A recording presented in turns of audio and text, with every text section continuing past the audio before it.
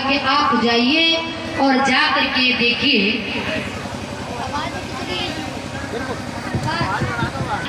तुम्हें ये नहीं पता है कि शाम का वक्त है, और तुम्हें पता है कि शाम के वक्त यदि हमारे दरवाजे पर कोई दुश्मन भी आ जाए तो उसको भी नहीं भगाना चाहिए।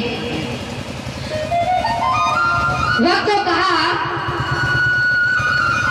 कि शाम के वक्त यह दुश्मन भी दरवाजे पर आ जाए तो उसे भी नहीं भगाना चाहिए। जवाब दिया, कहा माली आप जाइए बाग के लिए और बगिया के लिए चले जाओ, हम स्वयं आएंगे और स्वयं आकर के देख लेंगे। सुबह होता है वो तो सुबह हुआ, और सुबह होते ही क्या किया कि आज उसी समय सुबह होते ही राजा हरिश्चंद्र ने सैनिकों को साथ ले लिया, और सैनिकों को साथ लेकर के जैसे ही चले हैं, देखा सैनिकों से कहा, करे सैनिकों एक बात का ध्यान रखना कि तुम्हें पता है कि ये सूकर चारों तरफ से घेर लो, यदि ये सूकर किसी की तरफ से निकल गया तो मैं उसे जीवित नहीं छोड़ूंगा।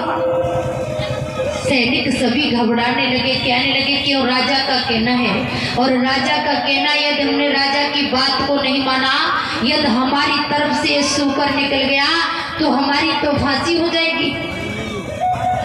सभी सैनिक अपनी अपनी जगह पर खड़े हुए हैं, लेकिन सूकर ने मन में विचार किया कि राजा का कहना है, और राजा का कहना यदि मैं इस सैनिकों की तरफ से निकल करके गया तो ये राजा इन सबको फांसी करवा देगा, इसलिए मुझे तो इस राजा की तरफ से ही निकलना है। तो सूकर ने क्या किया कि महाराज हरिश्चंद्र की तरफ से निकल करके भाग गया।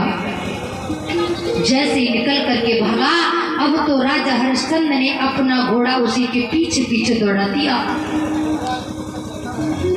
जब पीछे पीछे घोड़ा दौड़ाया,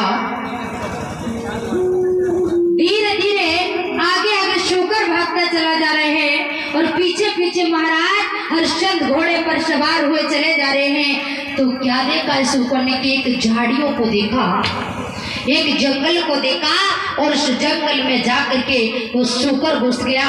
जब उसमें अंदर गया और एकदम ब्राह्मण देवता का रूप बना लिया, और ब्राह्मण देवता का रूप बनाया और बना करके सामने आकर के खड़े हो गए।